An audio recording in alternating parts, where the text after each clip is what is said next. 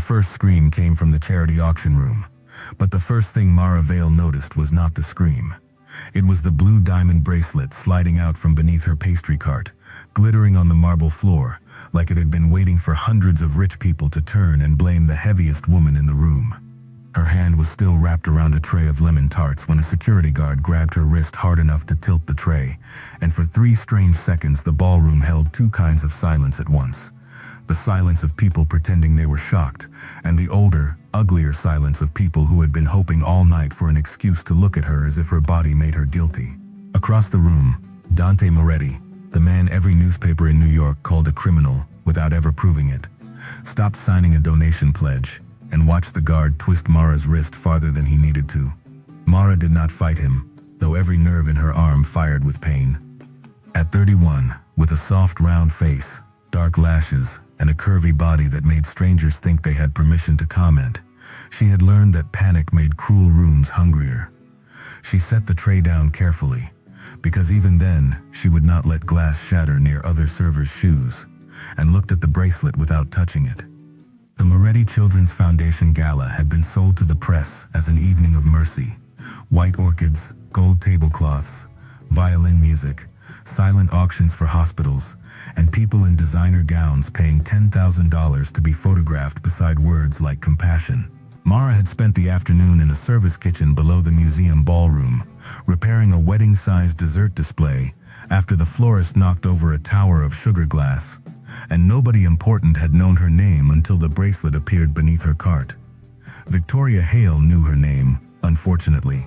The woman hosting the gala stood at the edge of the auction platform in a champagne gown, so pale it looked silver under the chandeliers. One hand pressed to her bare wrist, where the bracelet had supposedly been minutes earlier. She was not crying, which Mara noticed before anyone else did. Her eyes were sharp, dry, and busy, traveling from the bracelet to the cameras, from the cameras to Dante, from Dante to Mara's uniform, calculating where sympathy would land. Victoria had spent the evening smiling at donors and whispering little jokes about kitchen girls who sampled too much frosting, always softly enough to be forgiven if challenged, and loudly enough to bruise. Now she lifted her chin and let her voice tremble just enough for the front tables. "That bracelet belonged to my mother," she said, though Mara had seen the auction catalog earlier and knew the bracelet was listed as a foundation item, not a family heirloom.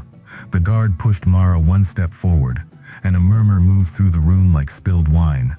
Someone near the champagne wall muttered that people should be screened more carefully. A young woman laughed into her napkin and said the bracelet was probably worth more than the waitress's entire life. Mara kept her eyes on the floor, not because she accepted the insult, but because looking up at 200 faces searching her body for proof of dishonesty would have stolen the last steady piece of her. She could feel sweat beneath the collar of her black service blouse, smell burnt sugar from the kitchen vents, hear the faint ticking of the auction clock behind Victoria. In her apron pocket sat a folded delivery receipt, a kitchen key card, and a cheap phone with a cracked corner. None of it looked powerful, but one of those small objects had already recorded something that Victoria could not afford to have seen. Dante Moretti did not move quickly. Men who needed speed usually lacked authority, and Dante had never lacked authority. At 41, with silver beginning at his temples and a tailored black suit that made other powerful men look overdressed, he had the calm of someone who had survived too many traps to mistake noise for truth. He had come to the gala because the children's wing carried his dead wife's name, and because Victoria's father controlled a hospital board he needed for reasons the public would never understand. A donation pledge lay unfinished under his pen. Beside it sat a small brass inhaler, not his, left there earlier by a boy from the pediatric ward after Dante had helped him open a bottle of water without making a scene. Dante's gaze stayed on Mara's wrist, on the guard's fingers digging into skin, and the first thing he said was not loud, but the entire room heard it. "Let go of her." The guard released Mara as if the command had burned him. Victoria's face tightened, then smoothed itself into hurt surprise. "Dante, please don't make this uncomfortable," she said, choosing his first name in front of the donors, because she wanted the room to remember their families were negotiating a public alliance, almost an engagement, though no ring had been announced yet. My bracelet was found under her cart. We all saw it. Mara almost corrected her, because nobody had seen where the bracelet came from. They had only seen where it landed. But the words stayed behind her teeth. She had spoken up once tonight already, in the service corridor when she saw Victoria's assistant swapping name cards at the donor table, and the assistant had leaned close enough for Mara to smell peppermint gum and warned her that women like Mara disappeared from good jobs every day without anyone noticing. Dante looked down at the bracelet, then at Mara, not with softness, not with pity, but with the kind of attention that made her feel both exposed and strangely protected. "What is your name?" he asked. Victoria gave a small, offended laugh before Mara could answer. "She's one of the temporary staff. I'm sure the agency has her information." Dante did not look away from Mara. She swallowed once, feeling the pressure of everyone waiting for her voice to crack. "Mara Vale," she said. Her voice came out lower than she expected, steady enough that a few people glanced at one another. Dante repeated the name silently, and something moved behind his eyes. Not recognition exactly, but the beginning of a locked door opening somewhere far back in his mind. He had seen that name once on a hospital donor list, handwritten, because the woman had refused a printed receipt. Victoria stepped closer to the microphone, recovering fast. That was what made her dangerous. Cruelty was only her surface. Beneath it lived discipline, money, and the talent of a woman raised to weaponize rooms without leaving fingerprints. "Mara Vale," Victoria said, letting the name sound plain and heavy in her mouth. Then perhaps Mara can explain why she was near the auction case 15 minutes before the bracelet vanished. A security monitor on the side wall flickered to life, showing a grainy hallway angle of Mara pushing her pastry cart past the auction table. The clip stopped before the next frame, and Mara's stomach dropped because she knew what the missing seconds showed.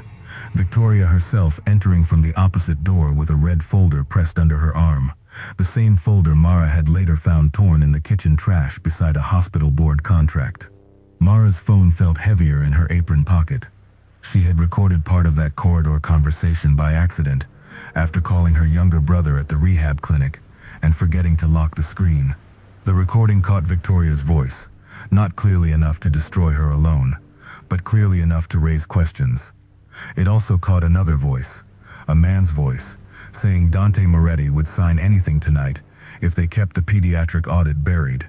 Mara did not know what pediatric audit meant, but she knew the sound of people hiding harm behind polished words. Her brother Toby had almost died in a cheap clinic that lost funding after men in suits redirected money meant for children. She had spent 2 years paying his bills with bakery shifts, night catering, and cake orders done in kitchens where no chair was built for a woman her size. Dante saw her hand move toward the pocket, and so did Victoria. The bride-like smile vanished for half a second. That was enough. Victoria stepped off the platform and lifted her voice. "Search her," she said. "If she has nothing to hide, she won't mind." The room shifted, suddenly eager again, because rich people who called themselves civilized could become medieval if the accused person wore an apron. Mara stepped back, knocking the pastry cart with her hip. A silver coffee pot rattled against porcelain cups. The sound cracked through the ballroom, small and ordinary and humiliating, and in that moment, she hated herself for wanting to cry more than she hated them for making her want to. Dante moved before the guard did, placing himself between Mara and the room, but Victoria had already raised her hand toward the security chief standing near the east doors. The security chief did not look at Victoria. He looked at Dante, and that tiny hesitation changed the temperature in the ballroom. Dante's jaw tightened. He understood then that this was not only about a bracelet, and Mara, watching him watch them, understood something worse. Whatever she had stumbled into was large enough to make powerful men choose sides in public. Victoria's father rose from the front table, his white hair shining under the chandeliers, and spoke with the gentle authority of a man who had ruined lives through committees instead of guns. "Mr. Moretti, this foundation depends on trust. Allow the search, or people may wonder why you are protecting her." Dante did not answer immediately. He looked at Mara's apron pocket again, then at the camera above the auction case, then at Victoria, whose smile had returned too perfectly. Before he could speak, Mara's cracked phone began ringing from her pocket, loud in the silence, and the caller ID on the glowing screen showed the name of the one person Victoria had ordered her people to find before midnight. The caller ID on the glowing screen showed the name of the one person Victoria had ordered her people to find before midnight, and Mara knew from the way Victoria's eyes snapped downward that the name meant more to her than any stolen bracelet. Toby Vale was calling from the rehab clinic, probably because his night nurse had forgotten the insurance forms again, but the room did not know Toby as a 23-year-old who walked with a brace and still apologized when pain made him irritable. The room only saw Victoria's face lose color. Mara reached for the phone, but a second guard lunged as if the cheap device were a weapon. Dante caught the man's wrist before he touched her, not dramatically, not for applause, just with enough pressure to make the guard's knees bend slightly. "No one touches her phone," Dante said, and this time his voice carried a warning that even Victoria's father could not dress up as misunderstanding. Mara answered with shaking fingers, because Toby never called twice, unless something was wrong. His voice came through thin and panicked, swallowed by hospital noise. "Mara, 2 men are here asking about you. Nurse Elena won't let them in, but they know my room number." The ballroom blurred at the edges. Mara turned away from the microphone, but the phone was on speaker because her cracked screen had been damaged for months, and everyone close enough heard the fear in her brother's voice. Victoria moved first, not toward Mara, but toward her father, whose expression had hardened into something older than embarrassment. Dante noticed that too. He took the phone gently from Mara, asked Toby for the clinic address, and handed it to his own security captain with a look that sent the man walking fast toward the exit. Only then did Dante turn back to Victoria. "You framed her here, while your people went after her brother." Victoria's laugh arrived half a second late. "That is insane," she said, but the word sounded weak, because Toby's terror was still hanging in the chandeliers. Her father stepped in smoothly, the old surgeon-philanthropist voice returning. "A distressed young man making claims over a bad phone connection is hardly evidence." He was good, Mara had to admit. He could make cruelty sound like procedure. Then he looked at her with soft disappointment, the kind powerful men used when they wanted witnesses to feel childish. "Miss Vale, I'm sorry for your family troubles, but desperation makes people do reckless things." Mara had heard versions of that sentence from billing offices, landlords, supervisors, and strangers in grocery stores who assumed her body meant weakness of discipline. Tonight, it landed differently, because she finally saw the machine behind it, the same machine that turned poor people into paperwork and then blamed them for bleeding on the forms. Dante held out his hand. "Mara, the recording." He did not ask whether she had one, and the certainty in his voice frightened her more than doubt would have. Mara looked at him, then at the room, then at the guards near the doors. Trusting a man like Dante Moretti was not simple. Men with his reputation did not become safe because they spoke kindly once. He had power, and power often changed shape after it got what it wanted.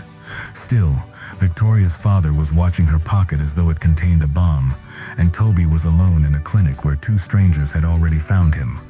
Mara unlocked the phone and opened the recording app. Her thumb hesitated over the file named by accident with that evening's date and a string of numbers. "If I play this," she said, keeping her voice low, "my brother leaves that clinic tonight, with protection, and no one from their family goes near him again." A ripple passed through the donors because this was not the helpless waitress they had been prepared to watch. Dante studied her face, and for the first time that night, Mara saw approval without condescension. "Done," he said. Victoria's father smiled thinly. "You are making promises with foundation resources you do not control." Dante finally looked at him fully. "I'm making promises with mine." Mara pressed play before fear could talk her out of it. At first there was only kitchen noise, running water, a dropped pan, a server cursing under his breath. Then Victoria's voice emerged, low and irritated.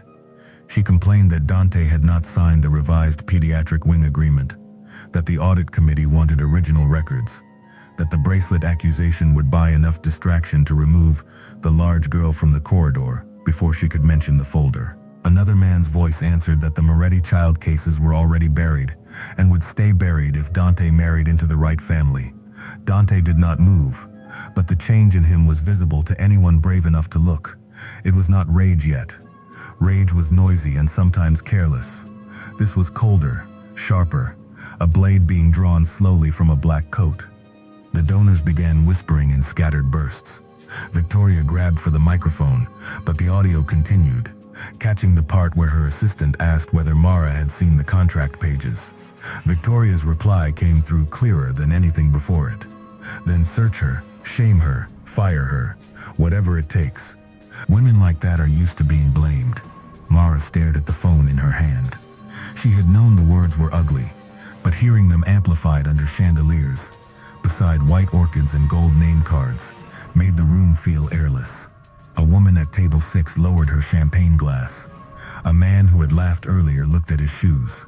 Victoria made her second mistake because intelligent villains often survived by staying elegant until the first true crack, and then pride did what evidence alone could not. That recording is illegal, she snapped. She was in a restricted service area. Dante's eyes narrowed. Interesting objection. Mara almost missed it, but Victoria's father did not. His face turned toward his daughter. Warning too late. Dante pointed at the side wall monitor. Play the full hallway camera. The security technician froze. Victoria's father ordered him not to. Dante's own captain, returning through the east doors, leaned close to the technician and placed a hospital visitor badge on the console. The boy is safe, he said quietly to Dante, but loud enough for Mara to hear. Her knees nearly gave out from relief, and she gripped the pastry cart handle until the metal edge pressed a red line into her palm. The full hallway footage appeared. Mara pushed the cart past the auction case at 8:14, exactly as Victoria had shown, but the clip continued this time. Victoria entered 30 seconds later with the red folder, opened the auction case using a key card, removed the bracelet, and dropped it into a folded linen bundle carried by her assistant. At 8:19, the assistant reappeared near the service doors and kicked the bracelet beneath Mara's cart, while Mara was speaking to a florist about a broken sugar sculpture. The ballroom watched the lie assemble itself piece by piece. But the footage did not stop there. At 8:23, Victoria's father entered the same hallway with 2 board members and said something the camera could not capture. One board member handed him a packet stamped with the Moretti Children's Foundation seal. He slid the packet into the red folder and walked away toward the private elevators. Dante turned to his foundation lawyer, a woman named Elise who had been sitting quietly near the back with a tablet and a face that suggested she trusted documents more than people. "Pull the audit files," he said. Elise was already typing. Victoria's father recovered some of his authority, though sweat now shone at his temples. "Careful, Dante. You start this here, you damage your own foundation. Your name is on those wards. Your money moved through those accounts." That was the real trap, and Mara saw it land. If Dante exposed the fraud, the headlines would not read "Hale family steals from sick children." They would read "Moretti Foundation under investigation." Donors would flee. The pediatric wing could close. Children like Toby could lose care. Victoria's father had not merely framed Mara. He had built a cage around Dante using the one public thing the man still treated as sacred. For the first time, Dante looked uncertain. Not weak, not defeated, but forced into the kind of choice powerful men spend fortunes avoiding. Mara watched the room wait for him to protect his name, because that was what people like him were supposed to do. She thought of Toby's brace, of Nurse Elena blocking 2 strangers with nothing but a desk phone and courage, of the children whose photos lined the foundation wall downstairs. Then she picked up the red folder from the evidence table before anyone could stop her. The top pages were legal language, donor clauses, asset transfers. Beneath them was a cafeteria invoice from a pediatric ward, marked paid, then reversed, then billed again to families who had no idea charity money had already covered it. Attached to the invoice was a list of patient initials. One set of initials made Dante's lawyer inhale sharply. LM, the initials of Dante's dead wife, used as an authorization code months after her death. Victoria's father stopped pretending. "Put that down," he said. Mara did not. Dante stepped toward the folder, and Mara handed it to him with both hands because the pages suddenly felt too heavy for one person. He looked at the initials, and whatever uncertainty remained in him disappeared. Victoria began crying then, but no one moved toward her. Her tears were late, strategic, and badly timed. "My father handled the foundation," she said. "I didn't know how far it went." The hallway recording, still open on Mara's phone, betrayed her again, because the next accidental fragment played when Mara's thumb brushed the cracked screen. Victoria's voice filled the ballroom one more time, saying, "After the announcement, Dante will be too compromised to leave, and the big girl will be lucky if anyone believes she can spell audit." Mara closed her eyes briefly, not from pain this time, but from the exhaustion of hearing her dignity discussed like a disposable obstacle. Dante took the microphone from the stand.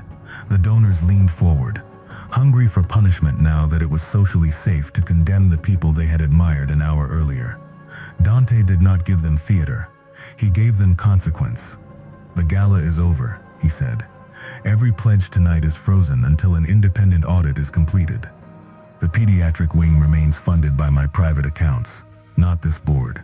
Security will keep the Hales and their staff in the building until federal counsel arrives." Victoria's father laughed once, low and mean.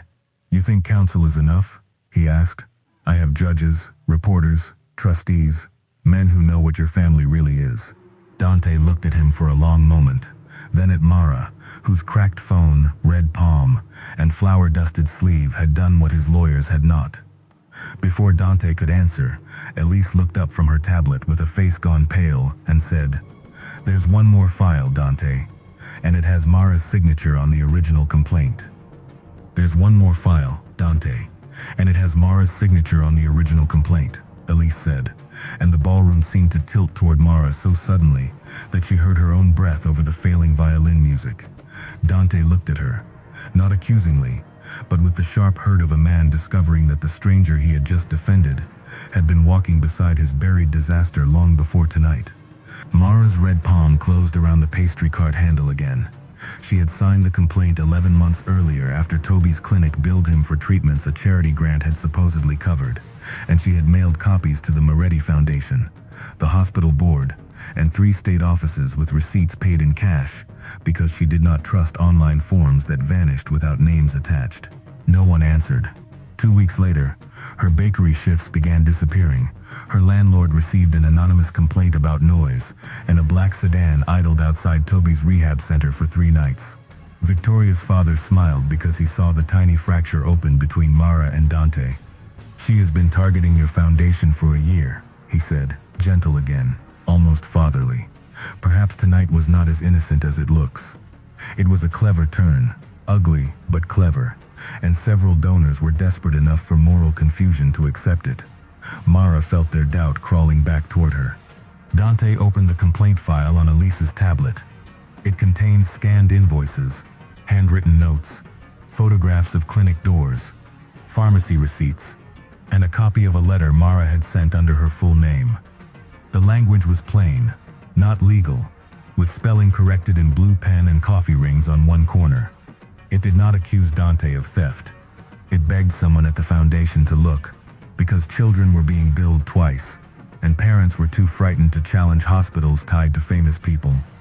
Mara spoke before Dante could, because if she let powerful people narrate her life again, even kindly, she would become a symbol instead of a woman. "I didn't know where the money went," she said, looking at him and not at the crowd. "I only knew families were being charged for care your foundation announced was already paid for. My brother's name was on one invoice, and a 7-year-old girl's was on another. I wrote because I thought someone with your name on the building might care." The sentence cost her more than anger would have. Dante lowered his eyes to the tablet, and Mara saw the exact moment his private shame became public responsibility. His dead wife's authorization code had been used because he had trusted grief more than oversight, had allowed board members to run charity work while he buried himself in business and revenge, and the useful lie that writing checks was the same as protecting children. Victoria tried to move toward the side exit while everyone was watching Dante, but Nurse Elena stepped into the doorway with Toby beside her, his brace visible beneath his jeans and Dante's security captain behind them. Toby looked pale, furious, and too thin under the museum lights, but he was standing. Mara nearly crossed the room to him, then stopped because his eyes told her not to break yet. In his hand was a manila envelope, bent from being carried under a jacket. "The men who came to my clinic dropped this when Elena threatened to call the police," he said. His voice shook, but he kept going. "They said my sister had something that belonged to the Hales." Elena took the envelope from him and handed it to Elise. Inside were copies of non-disclosure agreements, a burner phone, and a printed instruction sheet with Mara's photo, Toby's clinic address, and one line circled in black ink: "Retrieve device before audit audio spreads." The villainy was no longer elegant. It had paper, ink, fingerprints, timing, and witnesses. Victoria's father reached for the envelope, and Dante's captain blocked him with one arm. "You are holding stolen material," Hale said. Elise looked up coldly. "No, Dr. Hale. I am holding attempted witness intimidation, tied to a charitable fraud investigation." The title doctor seemed to irritate him more than accusation, as if respect withheld was the first punishment he had not prepared for. He turned to the donors then, choosing one last battlefield. "All of you benefited from these rooms," he said. "Your names are on plaques because I knew how to keep institutions alive. You want clean hands, but you also want wings opened, cameras flashing, children smiling for press releases. Do not pretend you cared how the machinery ran." Some faces tightened because the shot landed near truth, and for one dangerous moment, the room's guilt threatened to become his shield. Mara broke that shield with something smaller than a speech. She walked to the dessert table, took a stack of unpaid cafeteria invoices from the red folder, and placed them one by one beside the untouched sugar centerpiece she had repaired that afternoon. Each invoice carried a child's initials, a duplicate charge, a family balance, and a foundation stamp. Paper made a soft, flat sound against linen. Paper did what outrage could not. It made the theft ordinary enough to be undeniable. "These are not machinery," she said. "They are parents choosing between medicine and rent after you used sick children as decoration." No one clapped, which was good, because applause would have cheapened it. Dante looked at the invoices, then at Toby's brace, then at the donors who had bought mercy as an accessory. When he spoke, his words were brief enough to survive every camera in the room. "Every family is repaid by morning. Triple. From me first. Then from everyone who signed those transfers." Elise began naming trustees from the tablet, not theatrically, simply reading signatures. Two board members tried to argue. One claimed he never saw the final version. Another insisted his assistant handled documents. Dante's captain placed printed copies before them, each with initials, timestamps, and access logs retrieved from the hallway key system. The museum's private security director, smelling his own liability, finally cooperated and released the remaining camera angles. Victoria's assistant confessed first, not from conscience but calculation, admitting the bracelet was planted to discredit Mara after staff noticed her near the red folder. She offered Victoria's name before anyone offered her immunity. Victoria stared at her as though betrayal belonged only to other people. Then Toby, exhausted but steady, unlocked his own phone and played the voicemail Mara had sent him earlier from the kitchen, the one where Victoria's voice in the background ordered someone to make the fat girl look greedy. That was the phrase that ended Victoria's last performance. Not because it was the cruelest thing she had said, but because it revealed the childish core beneath the couture, the cheap contempt beneath the philanthropy. Her fiancé, who had stayed frozen near the front table for most of the collapse, removed the small velvet ring box meant for the midnight announcement and placed it unopened beside the donor cards. "I thought marrying you would connect families," he said, and his voice carried no drama, only disgust. "I didn't know it would connect me to this."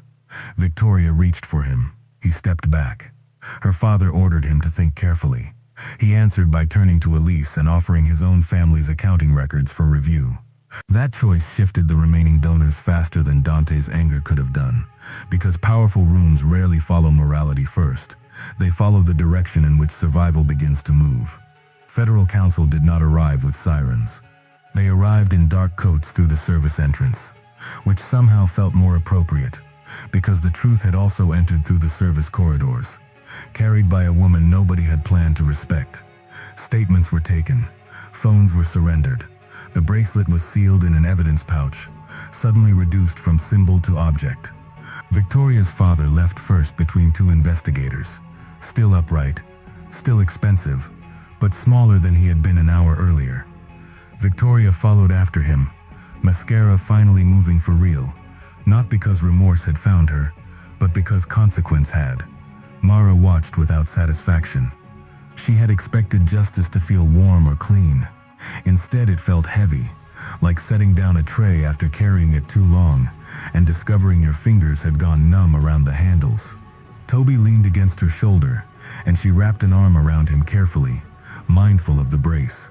When the ballroom emptied, the damage looked almost gentle. Orchids still stood in their vases. Champagne still shone in glasses. The sugar centerpiece caught the light where Mara had repaired it, a thin seam visible only up close. Dante stood beside the dessert table, with the original complaint in his hand. For once, nobody seemed afraid to approach him. They were simply unsure whether they had the right.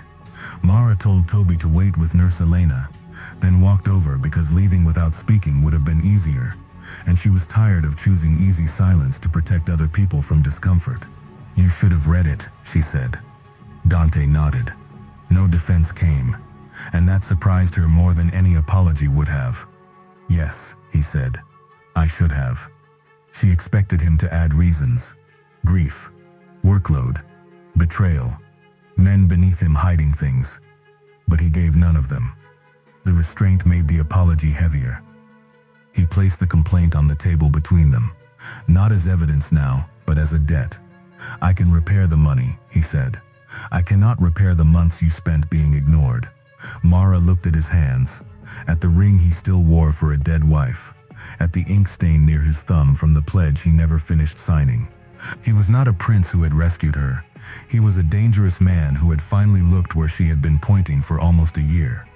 That difference mattered. It allowed her to stand near him without handing him the story. "Start by hiring people who answer letters from women with coffee stains on the paper," she said. Dante's mouth almost curved, but he kept the moment serious. "I want you on the oversight committee." Mara nearly laughed from shock. Then she saw he meant it, and the idea frightened her more than the ballroom had. "I make pastries," she said. "I take buses. I don't sit on committees with people who own hospitals." Dante looked toward the invoices still lined beside the sugar centerpiece. "That is exactly why you should." Mara thought of every room where she had made herself smaller, every chair that seemed designed to punish her body, every uniform that turned her invisible until someone needed a target. She thought of Toby standing because a nurse had refused to be scared, and of children whose parents might sleep tomorrow because duplicate bills would vanish. The answer did not become easy, but it became clear enough to hold. "I'll do it for 6 months," she said. "No cameras, no charity lady makeover, no story about you discovering my worth. I already had it." Dante held her gaze, and whatever admiration lived there had nothing to do with rescue. "Agreed." Outside, rain had begun tapping the museum steps, turning the city lights soft around the edges. Toby waited under Dante's black umbrella with Nurse Elena, pretending not to watch his sister. Mara picked up her worn coat from the service rack, the same coat Victoria's assistant had called pathetic earlier, and slipped her cracked phone into the pocket beside the folded delivery receipt. Dante walked with her to the service entrance, not the grand stairs where photographers had gathered, and that choice told her he had listened. "Dinner," he said carefully, "only if you ever want one, and not because tonight makes a pretty ending." Mara looked at him, at the rain, at her brother pretending to whistle under the umbrella, and felt the first small looseness in her chest all night. "Coffee first," she said, "somewhere with chairs that don't hate people." Dante gave a quiet smile. "I know a place." They stepped into the rain without applause, without a perfect speech, without the room turning soft and forgiving all at once. Behind them, investigators packed evidence into boxes, donors called lawyers, and a foundation built on grief began the painful work of becoming worthy of the children whose names it had used. Mara did not leave as a fairy tale bride or a rescued waitress. She left as the woman who had kept receipts, protected her brother, endured humiliation without surrendering her voice, and forced powerful people to read the documents they had ignored. Dante walked beside her, not ahead of her. And when the museum doors closed behind them, the city smelled of wet stone, coffee carts, and the sharp, clean beginning that comes after a lie has finally run out of room.